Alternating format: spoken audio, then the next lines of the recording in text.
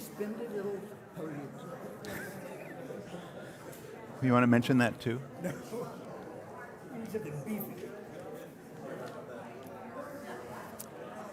Oh boy. All right. Good morning. Good morning, all you wet people. I've never seen it rain that hard on a Sunday morning at 10 o'clock, so something's going on. Good morning and welcome to the Unitarian Universalist Congregation of Greater Naples. My name is Tony Fisher. So grateful to be here with you and have you here with us up here on the podium. I suppose I should get my notes up here. I want to express my gratitude today, especially for the Program Council, which is sort of, what's the right word? Wrestled together and herded by our Vice President, Skip Lundborg. The Program Council is our council of committees. A group of committees heads come together, or representatives, and talk about what's going on, what they're doing, how they can help one another, feed the calendar, feed us with wonderful activities and events. So thank you to anybody that sits on the Program Council. Please rise and be acknowledged, and we'll see who's here. Yeah.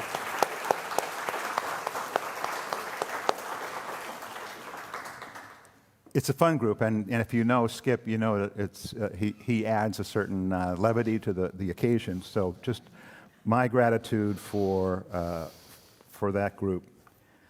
I also want to sort of acknowledge the flowers that are here this morning, which came from yesterday's memorial service or celebration of life for Dick Mackin. We'll talk about that a little bit later as well. And I'm grateful this morning to have Cliff Wells up here in a dual role, first as worship associate, and then he'll tell you why else he's here. Oh, why? Why is that? Thank you, Tony. Good morning to everyone. There looks like only one person out on the pavilion, and a good show on a rainy Sunday morning. And to everyone at home or watching later on a recording of this Sunday service, we welcome all of you and glad you joined us. Please, if you're watching at home and do that normally, please come and join us in person on Sunday. No obligation. We would love to have you here in the congregation, or you can email office@uunaples.org and get on our mailing list, and that'll help. If you look on the back of your order of service that the ushers gave you coming in, you'll find the mission and vision statements created by the members of this congregation. By living in these aspirations, we try to make a difference in our own lives, within the community, and within the world. So as Tony mentioned, I'm here not only as worship associate today, but also as the co-chair of our strategic planning task force. We want to provide a brief update on our efforts in hopes that each of you will be aware, engaged, and supportive of the process, which is taking on a slightly different air this year because we're in slightly different terms. With your help, the resulting plan will be designed to guide our congregational community for the coming several years. We all know that these times are chaotic and even frightening for our republic, our state, and our community.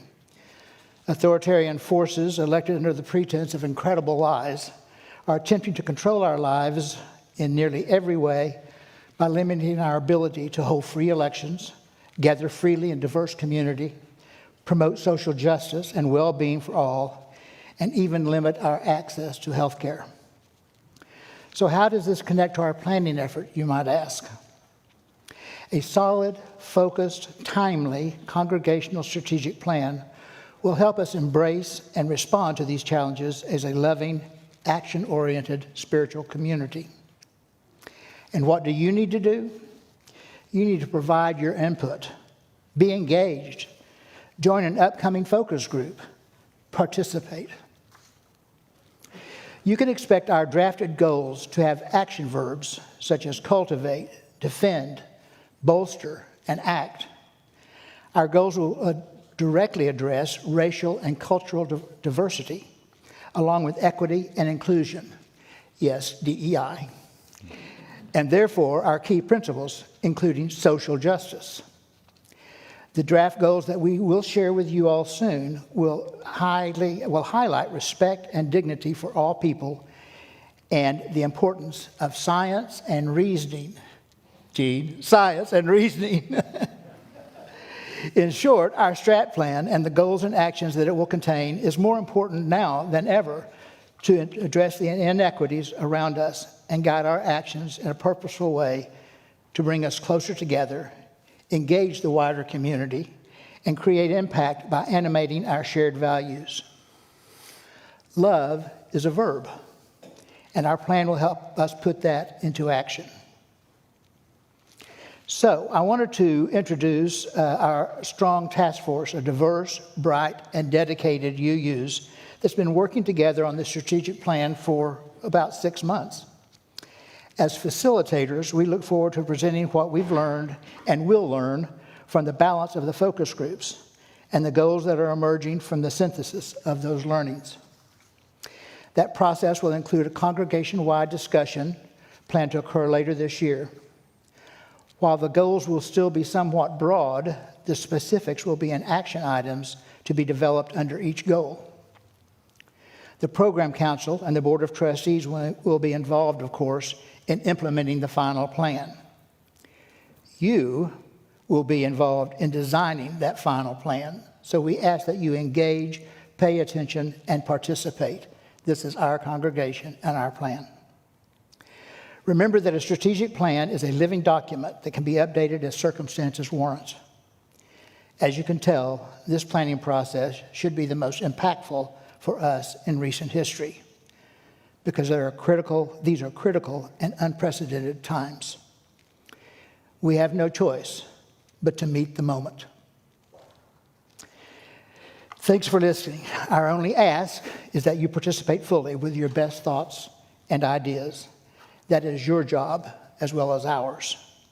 If all of this is new to you and you'd like more information, please come speak to me or any member of our team. The task force will continue to keep you and the board updated. Thank you for your attention. And now, let's take a deep breath and center ourselves in this hour together with a morning prelude.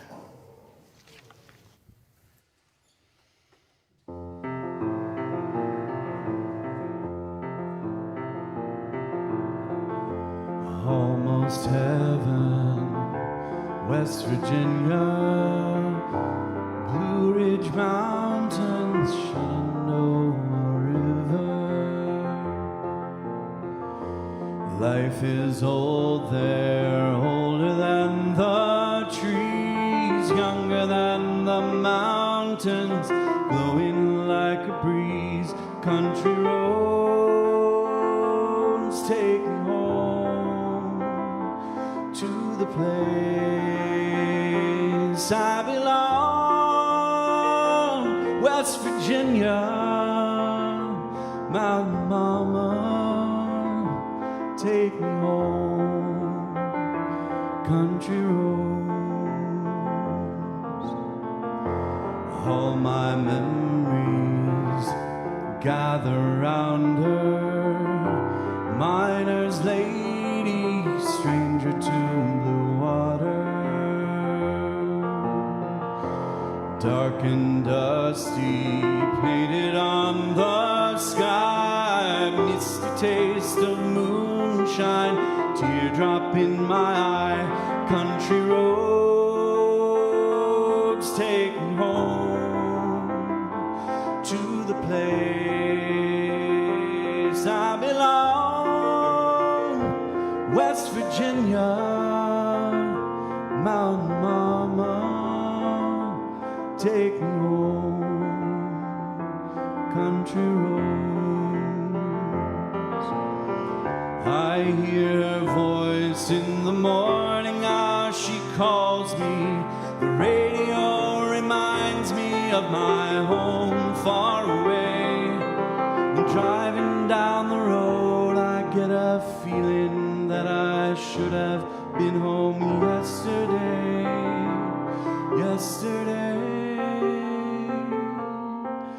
Country roads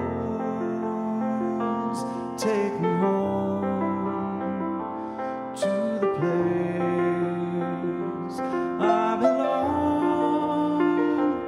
West Virginia, Mountain Mama, take me home. Country roads, country roads, take me home to the place I belong. West Virginia, Mountain Mama, take me home, country road.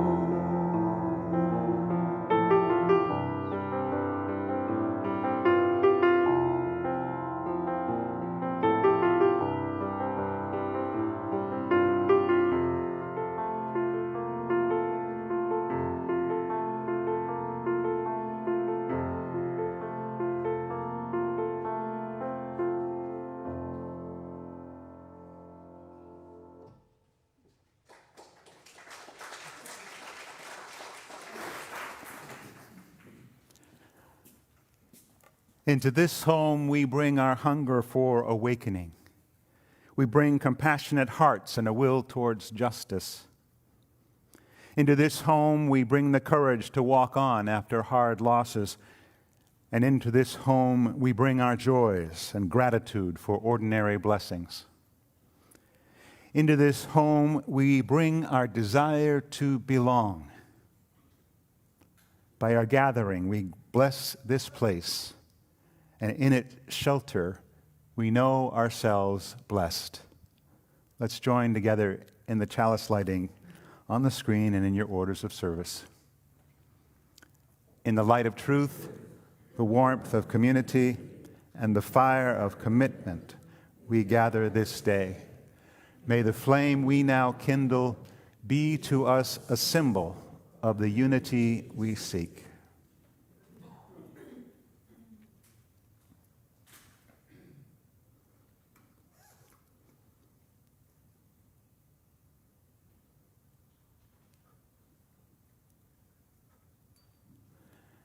And let's rise in body or spirit and sing our opening hymn, Here We Have Gathered. It's number 360 in the gray hymnal if you're reading along, and the words will be on the screen. Here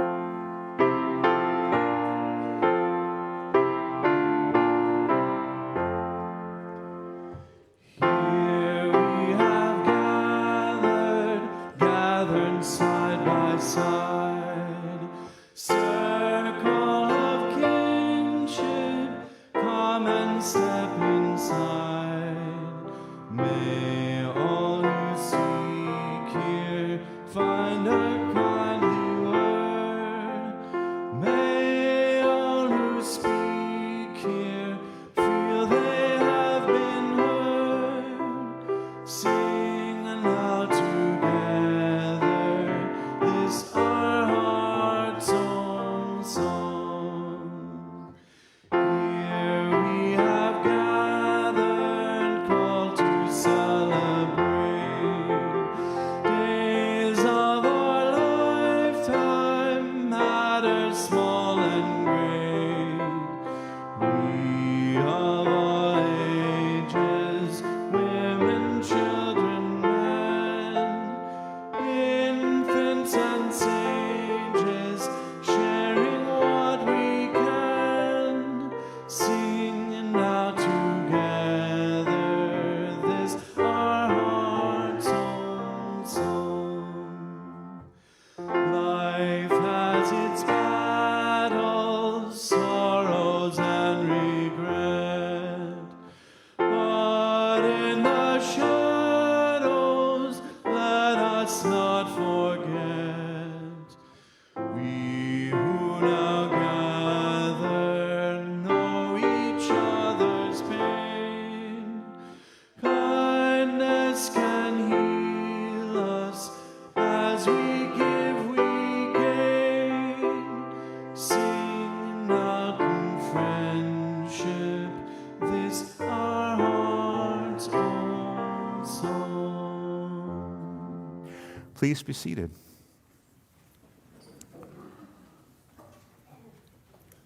Sean, I'm going to head out into the auditorium in a second. How many of you remember Andy Rooney, the journal? Oh, yeah, okay. Do you remember how he used to begin his sort of essays? Did you ever wonder why? It used to start that way. So that's my question today. Did you ever wonder why the neighbor in the chair next to you comes to church? Why? Why are you here? Yeah, Beth, George wants to know, Beth, why are you here? So I'll put you on the spot. Why are you here, Beth? For the kinship, for the community. Okay, great. Who else wants to answer that question? Oh, George. So you I'm here for the cookies. yeah. That was better than I feared, I think. Because I know George. Who else wants to answer that question? Oh, Cheryl, I think you're always ready. Sanctuary and love. Sanctuary and love. That's awesome. Ellen. I'm here because I want to raise my kid in a community of people who think and love and share. Beautiful. Anybody else? Oh, Susie's over there.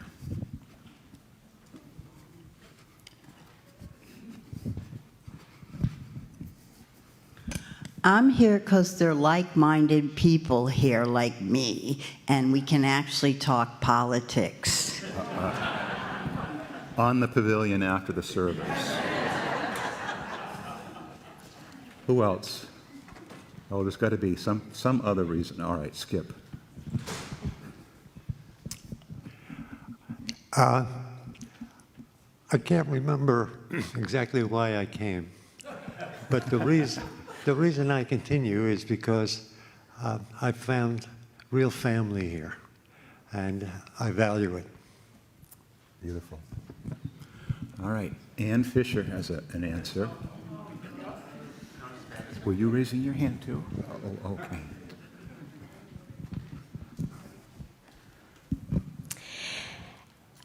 I come here, usually my answer to why I come to church is because it helps bring out the better side of me. You know, what's that better angel part of me? It brings out the more caring and giving and less judgmental part. Because I see so many examples from all of the folks in this room who show me that side of them, whether it's Joe and Steve helping out Joanne Womack during that last bit of time in her life, or Marjorie with Dick, and oh my goodness, so many people, Missy spending so much time herding the cats down in Thomas Hall and doing such good work. So many people who show me their better sides. Thank you. Okay, well. Hi, Missy Cowan. Oh, I should stand up. I think in addition to what I get from all of you, just the community and the love, but more importantly, I'm here to serve. All right, pass that down to Tom, Missy, would you? Pass it. Oh, sorry. I think this is an easy one for me. When I come here on Sundays in particular, I believe I get a message that's open-ended, objective, and I can learn something. And I can share it with myself and whoever wants to listen to me speak about it. Thank you. Yeah, there we are. Over here. All right, Bobby. I'm here because I am welcomed and I can welcome everyone else. Okay. Well, thank you, everybody. That's the sermon. We're all done for the day.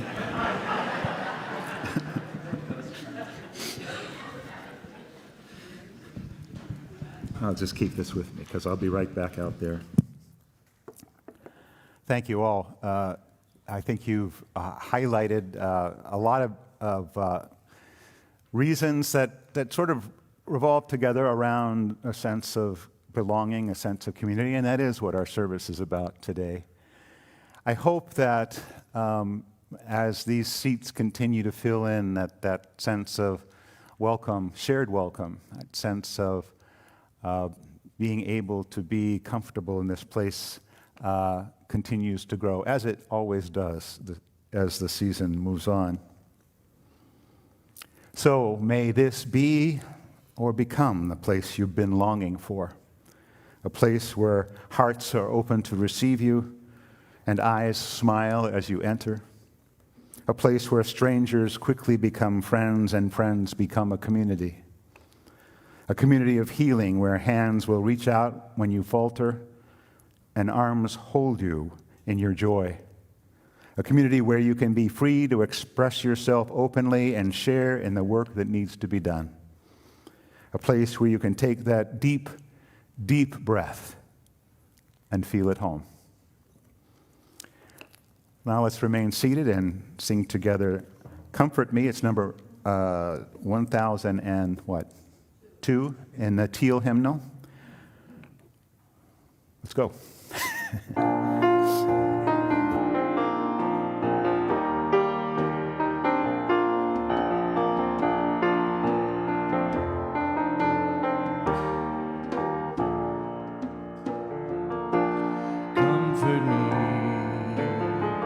Comfort me, comfort me, oh my soul. Comfort me, comfort me, comfort me, oh my soul. Sing with me, sing with me. Sing with me, oh my soul. Sing with me, sing with me, sing with me, oh my soul. Dance with me, dance with me, dance with me, oh my soul. Dance with me, dance with me, dance with me, oh my soul. Speak for me, speak for me, speak for me, oh my soul. Speak for me, speak for me, speak for me, oh my soul.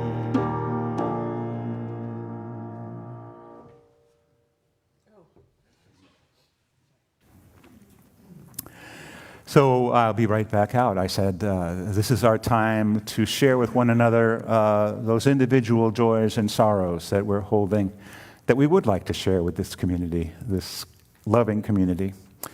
As I mentioned, we had a beautiful service for Dick Mackin yesterday. And as always is the case, I left feeling like I had missed something in knowing Dick, because he was quite an individual. We learned so much about him. One of his classmates from graduate school was here talking about how welcoming and caring Dick was in their journeys together. And journey was the theme of the service. And we know, many of us know how many trips Dick took, and he made it a joy to be with. So just acknowledging Dick one more time in this congregation for his steadfastness, his work for the forum, and just his wit and wisdom. So if you have a joy or a sorrow you'd like to share this morning, please raise your hand. I'll bring you the microphone. Tell us your name and briefly what's in your heart.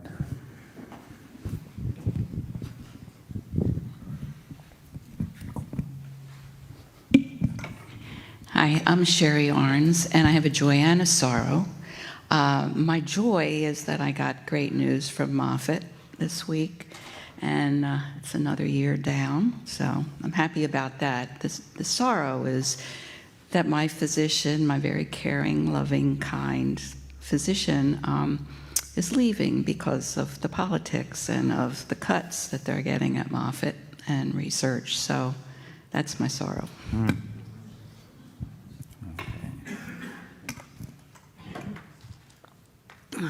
My joy is how welcoming this church is, and recently went to the Baker Senior Center. I'm going to get involved there, and there was Patty. I don't know if she's here today. Patty was there, and it was so nice to go somewhere and see someone that I knew. So, and my joy also is the many programs here, and I especially want to give a shout out to Ann Fisher for the Aging Wisely, which some of us aren't, but we stick together and share our misery, and also for being supportive of me with a new challenge I'm facing, and same with Tony. Angel will be back maybe next week. Okay. My name is Diane Rahman, and I have a sorrow to share. I also a joy. Well, I was on my way to meditation yesterday, which is a joy. I was driving east on Golden Gate Parkway, and there's a car wash there. And standing at the roadside was a dark-skinned gentleman carrying a sign that said, "Hand wash." And he wasn't just standing there. He was apprehensively, the traffic was slow, so I got to observe this. He was apprehensively looking in a troubled manner from side to side. Was he waiting for someone to come and arrest him? I don't know. He was there trying to earn money, but he certainly looked worried. And I've carried that vision with me. It just doesn't leave.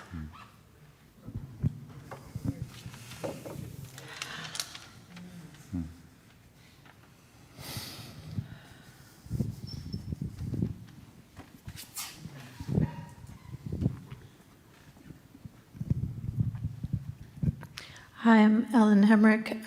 Many of you know my mother, Mary Ann Dwyer. She's in assisted living right now, and just keep her in your hearts and maybe send her a card. She's having major surgery tomorrow. Ooh, okay. Thank you for sharing.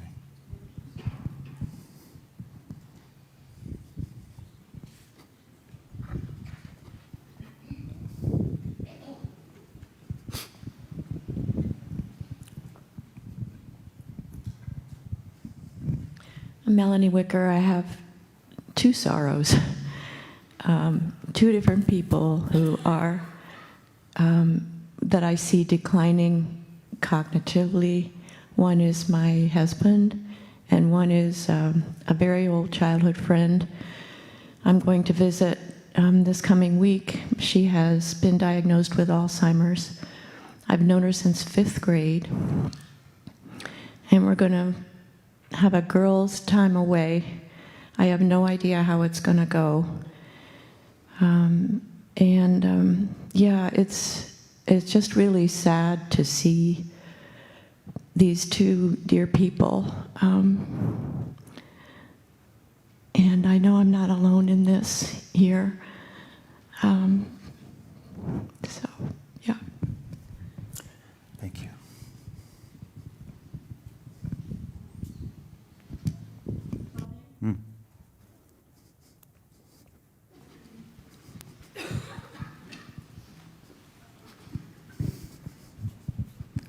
My sorrow is that my cat of 16 years is very ill, and it may die, you know.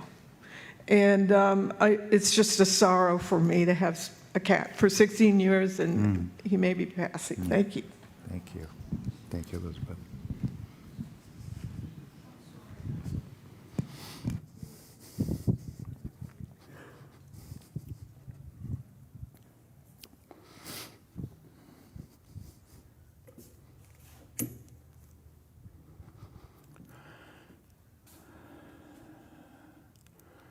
grateful for the depth of your sharing and for your caring.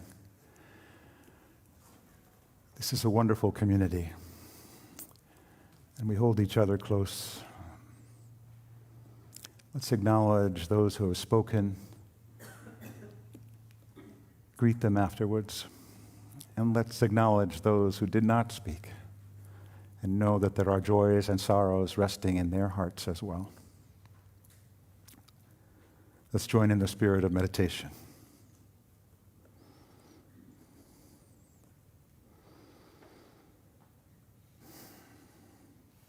Spirit of life and love, God of our deepest understanding.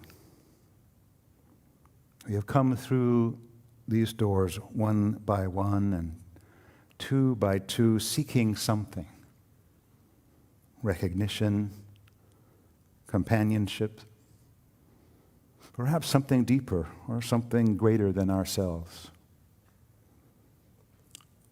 We sit shoulder to shoulder in this beautiful place where we come not only to witness the unfolding of life, celebrations of dedication, of welcome, of union, of parting, but also in the face to face ourselves in the context of all those things and in the daily flow of life. Our hopes and uncertainties, our choices, our successes and our failings, those things we share and those things we keep to ourselves.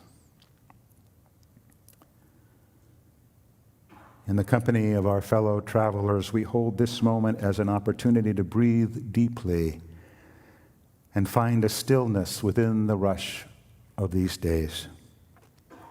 A spiritual home in which we can rediscover our true selves and a deeper relationship with the people and the world around us. A place of grounding and love.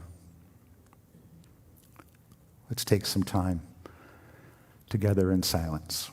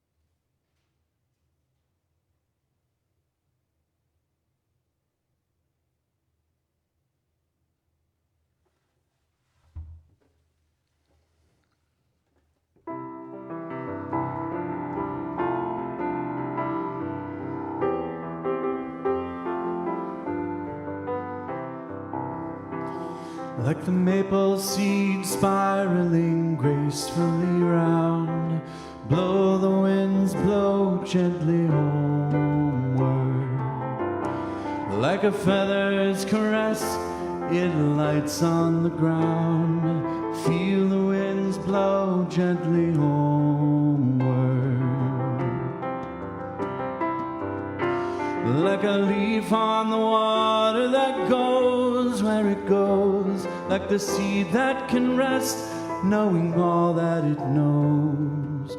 Blow the winds, blow gently homeward.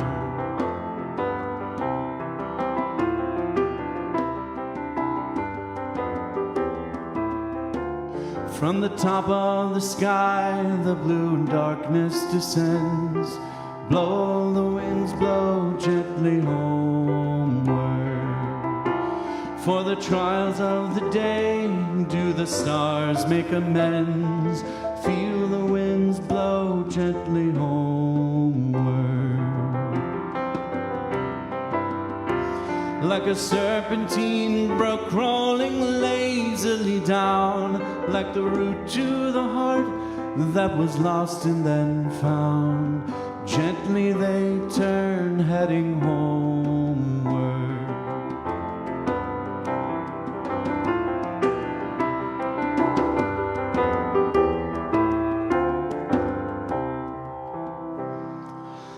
the rain of pure laughter with no place to hide. Blow the winds, blow gently homeward,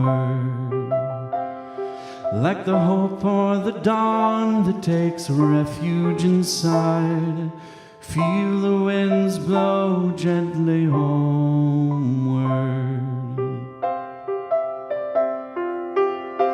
like the road to the distance that's seen with eyes closed, like the vision of peace in the dreams you suppose. Just close your eyes and look homeward.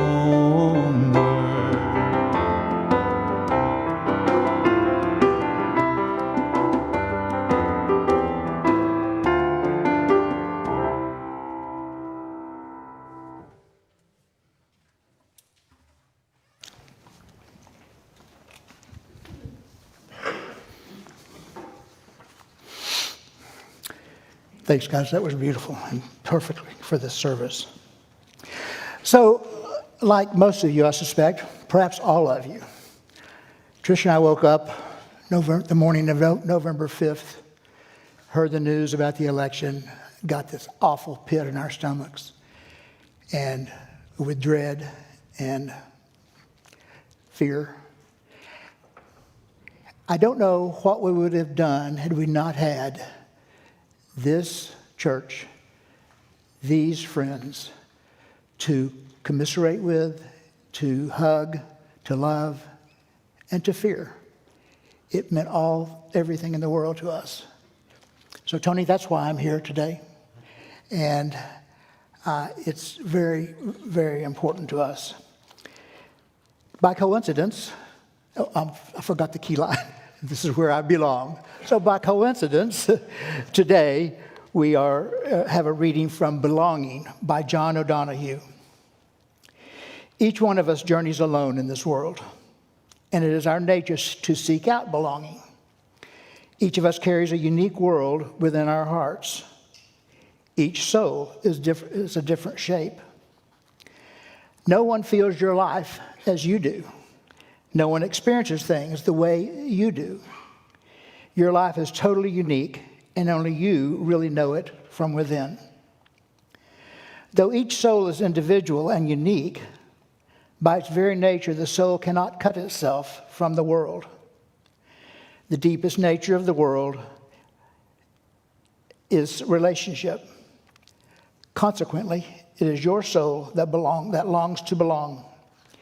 It is also your soul that makes all belonging possible. No soul is private or merely mortal. Our hunger to belong is the desire to awaken this hidden affinity. Then we know that we are not outsiders cut off from everything, but rather participants at the heart of creation.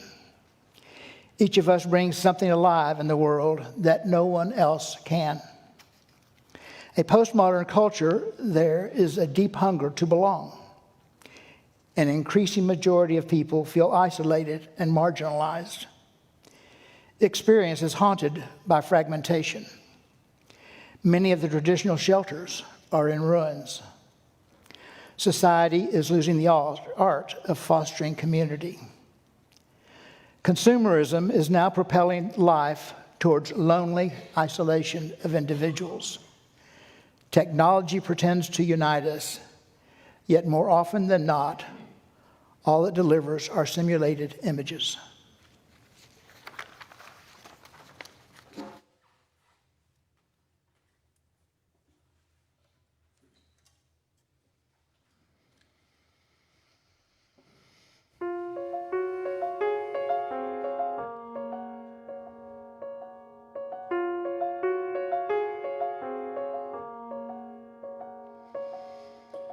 Remember when the grass was tall and we built castles out of golden straw. Our feet were bare, our tangled hair blew in the humid ocean air.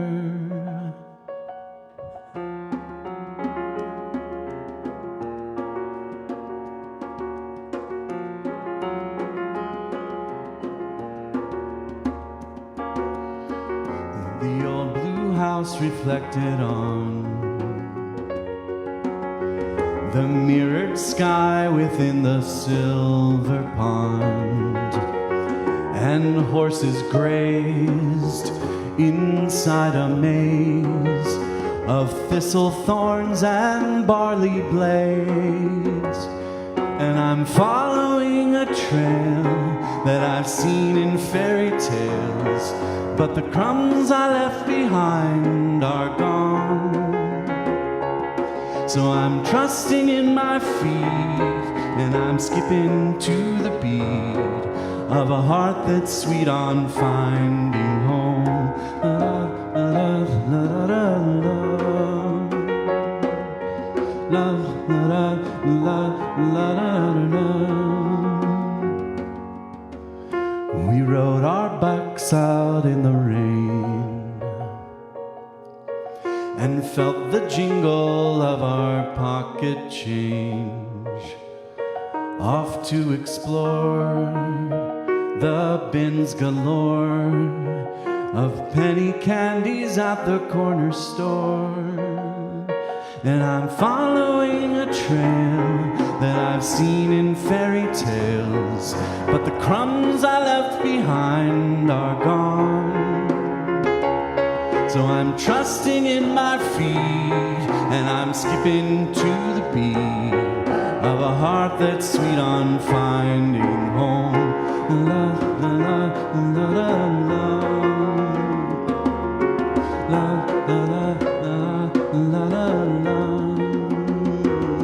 And I'm following a trail that I've seen in fairy tales, but the crumbs I left behind are gone. So I'm trusting in my feet, and I'm skipping to the beat of a heart that's sweet on finding home. So I'm trusting in my feet, and I'm skipping to the beat of a heart that's sweet on finding home. La, la, la, la, la, la, la, la, la, la, la, la.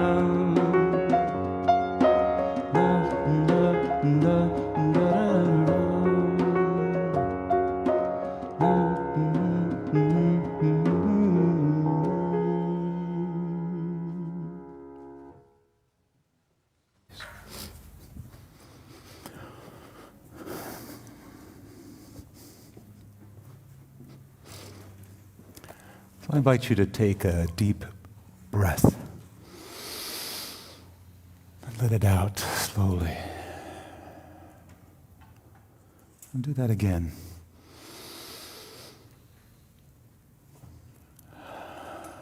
And sit quietly for a moment.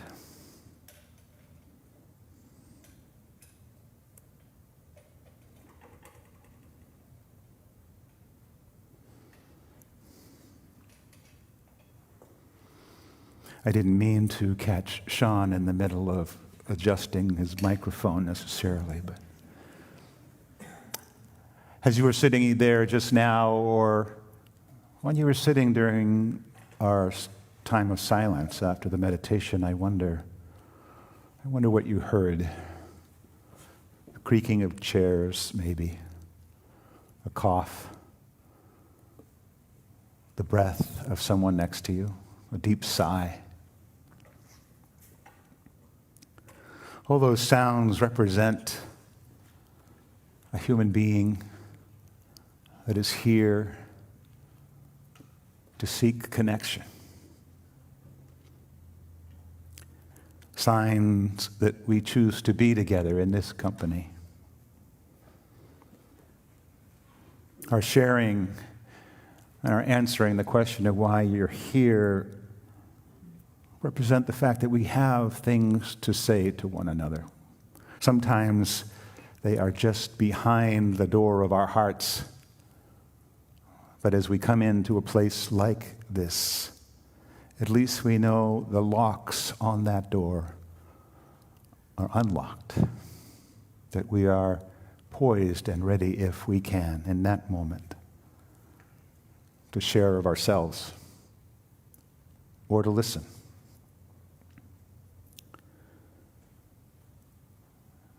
We can't hear tears, but we know that they're there often. And when we know, I hope we respond. There is laughter also bubbling up, either with the discomfort of silence or with a remembrance. And let that remind us that joy abides everywhere, even in the darkest times. No one knows exactly what your experience is like. The experience that each of us has is opaque and inaccessible most of the time to other people. None of us can totally seal ourselves away in a container from the world or from even those who are close to us for any length of time without harming ourselves. We have come into this world as individual beings, but we've become human through our interactions with one another. To be human is to belong. And belonging is an ever-growing circle as we ourselves grow, to include all of life, all of the universe. And when we can get there and feel that sense, that greater sense of belonging, we have achieved something really wonderful. So you do a service like this, and all of a sudden you go, duh. The word belonging holds together two fundamental aspects of life, being and longing. Why didn't I ever hear the word longing in belonging? We long as human beings simply because we are aware. We are separate in our awareness. And in that acknowledgement of separation, then we strive to return to a connection that we can never quite achieve, but we know is there, and maybe we do achieve it in that wonderful moment of union, if we felt that in the world or in company, a sense of connection beyond what we can tell. We yearn for so many things. That deep connection, we yearn for company simply because we're lonely. We yearn for something that will begin to stitch the world back together again. We yearn for someone to tell it's going to be all right. We yearn for meaningful things to do in the face of so much coldness and cruelty. We yearn for a place where we might be able to share our feelings without holding back, without judgment being passed or solutions being offered. We yearn for someone to hold. We yearn for someone to hold us. We are not complete without each other. And yet, there are so many things that are there, so many factors that will keep us, try to keep us apart. We were told that technology will expand and our connections and grow that kind of sense of larger belonging, but in reality, it has led to unprecedented levels of isolation. The screen is not a substitute for being with people or hearing people well. Our face-to-face, our body-to-body togetherness means something more than just the words that we share. The scientist Albert Mehrabian suggests that only 7% of what we say to one another is taken in by the verbal communication that we make. Only 7%. 38% comes from the tone of voice, and the rest through body language. We are creatures. We are visual, listening creatures who feel and touch and are able to understand through nonverbal communication. That is so important, to be with one another. There's so much that keeps us apart. The modern lifestyle of our fast-paced and consumer-oriented lives, our day-to-day lives, just keeps us moving and moving and moving. The world was never like that before the modern era. We spent time as families, as extended families, as communities, as small communities. We knew everybody in our neighborhood. And today, we can't speak to the people next to us because they may have a different political opinion. And that in itself is a great divide, something that really is existentially harmful. The fact that we realize that there are so many people who we can't talk to because we don't agree with them. Such a shame. And unfortunately, they feel the same way, so we don't connect. And we, as folks who believe a sense of our sense of the world, our worldview has been challenged, we feel like we have been rejected because of what we think and what we believe. And that too is hurtful, and we tend to want to retreat. I don't want to talk to those people. But the soul can never be separate. We cannot separate ourselves.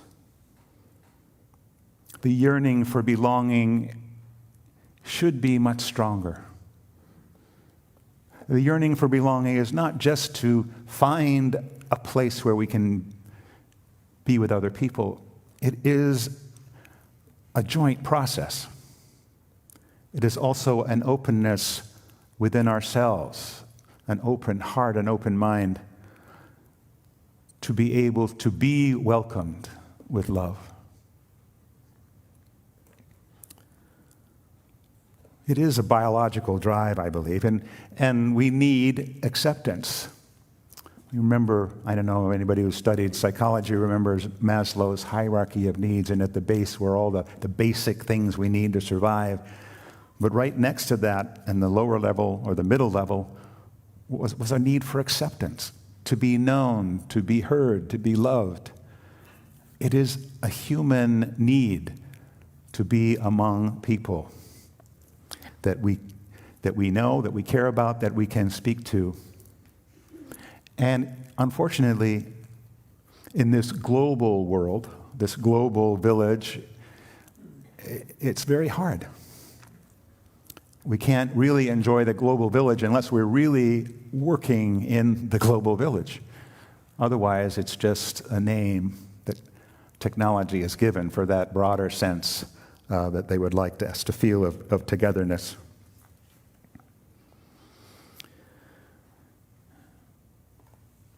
The idea that we need one another is very simple, and you shared it today as we went around asking why you come.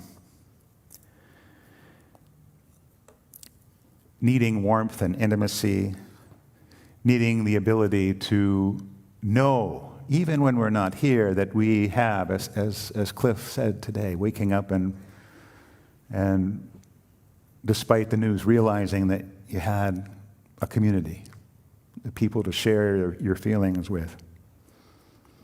It's a difficult thing, are the divides in our world, and I don't have the answer, and I've preached many times about trying to make those connections, and I know how difficult it is.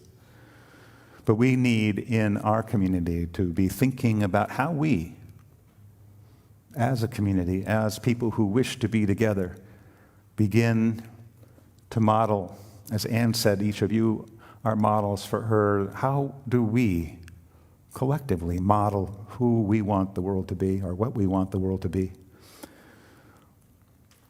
We want a place where We have the roots that hold us close, as our song says, spirit of life, but also an ability to be free, to bend with the wind and still continue to seek the light. And we want to model that for the world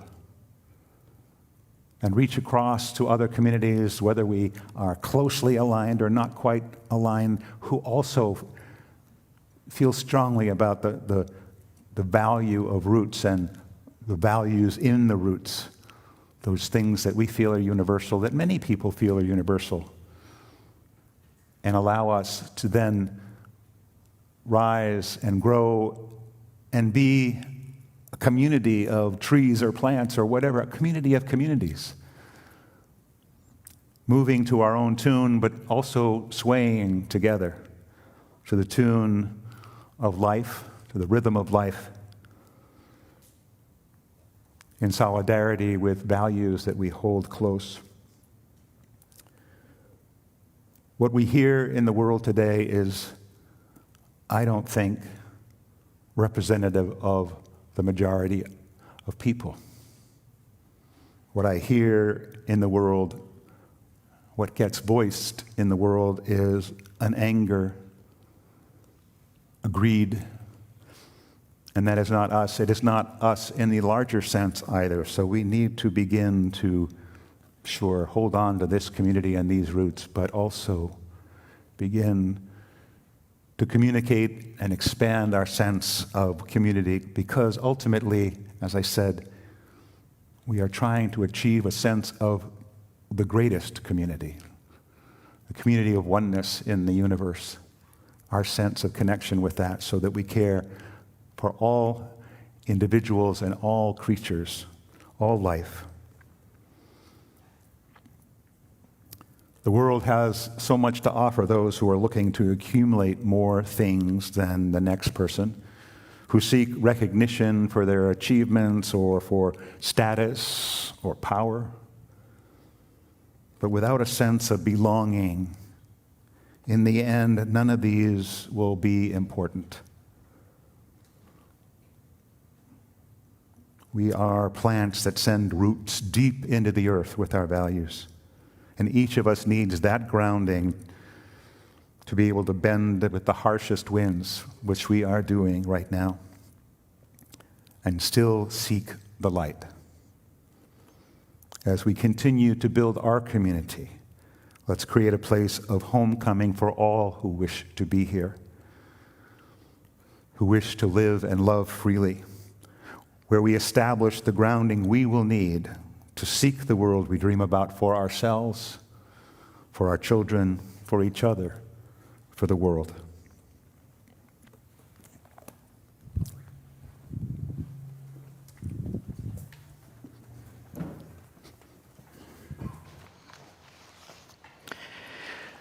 In the Unitarian Universalist congregations like ours, the power rests in the pews, or in our case, the rather more comfortable cushioned armchairs. Together, we choose the direction we want to take as a community of faith, perhaps through a good, strong, strategic plan. Together, we agree on how we want to be with one another in relationship. Together, we are accountable for the way the organization runs. And together, we're responsible for the financial well-being. Our Sunday collection is an opportunity to respond to the moment and offer something over and above your annual pledge. And so, for the ongoing mission of the Unitarian Universalist Congregation of Greater Naples, the morning's offering will be gratefully received. If you're at home and watching online, we encourage you to send a check to the address on the screen, or just go online to our website and use the donate button. The ushers may now come forward, and thank you.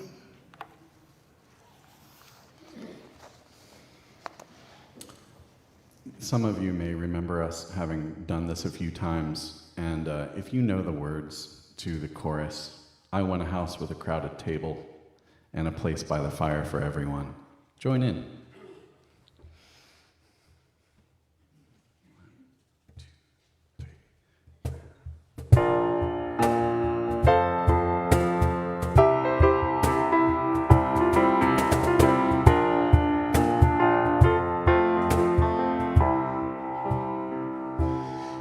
can hold my hand when you need to let go. I can be a mountain when you're feeling valley low. I can be a street light showing you the way home. If you can hold my hand when you need to let go. I want a house with a crowded table and a place by the fire for everyone. Let us take on the world while we're all still able, and bring us back together when the day is done. If we want a garden, we're gonna have to sow the seeds, plant a little happiness, let the roots run deep. If it's love that we give, then it's love that we reap. If we want a garden, we're gonna have to sow the seeds. Yeah, I want a house with a crowded table and a place by the fire for everyone. Let us take on the world while we're all still able, and bring us back together when the day is done. The door is always open, your picture's on my wall. Everyone's a little broken and everyone belongs. Yeah, everyone belongs. I want a house with a crowded table and a place by the fire for everyone. Let us take on the world while we're all still able, and bring us back together when the day is done. And bring us back together when the day is done.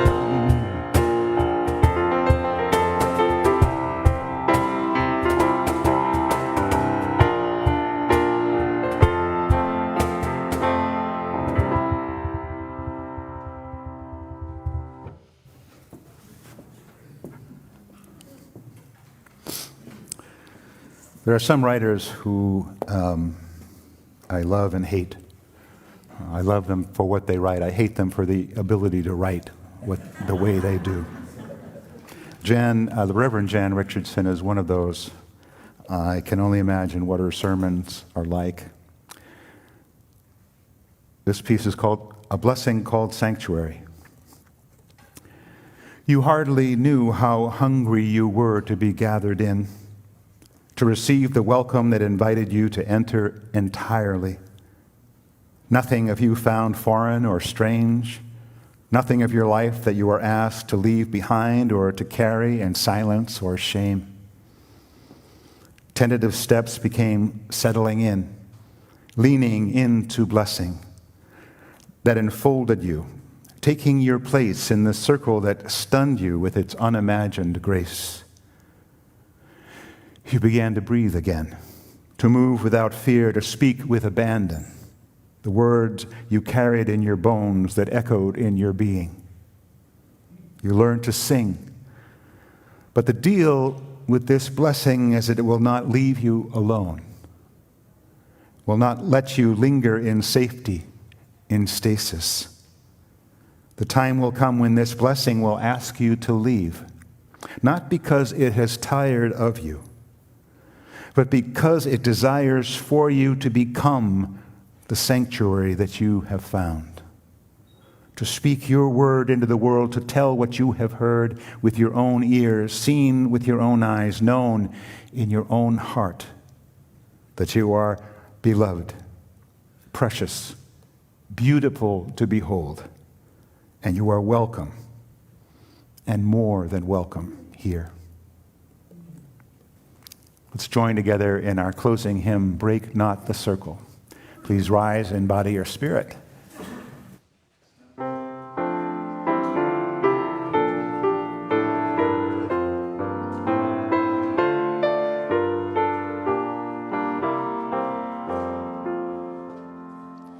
Break not the circle of enabling love, where people grow forgiven and forgiving.